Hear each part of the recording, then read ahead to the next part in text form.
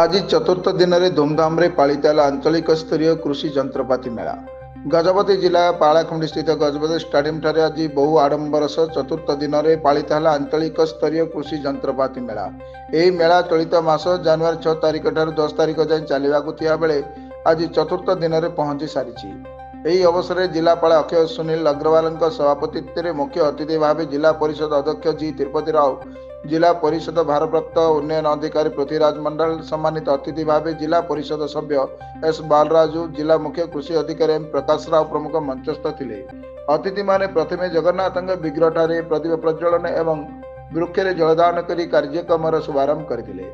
आज चतुर्थ दिन कार्यक्रम अतिथि माने एही कृषि जंत्रपाति मेलार मुख्य उद्देश्य विषय निज निजर अभिभाषण प्रदान पूर्वक वैज्ञानिक पद्धति तथा कृषि जंत्रपातिर व्यवहार करी चाषी किपरि अधिक अमल करि पारिबो से नहीं विभिन्न जंत्रपाति विषय कहिथिले।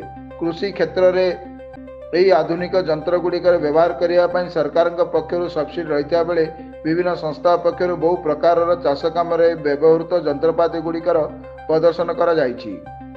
एही परिप्रेक्षी अतिथि माने सफल चाषी मानू संबर्धना सह पुरस्कृत करथिबा बेले कृषि जंत्रपाति प्रदान करथिले।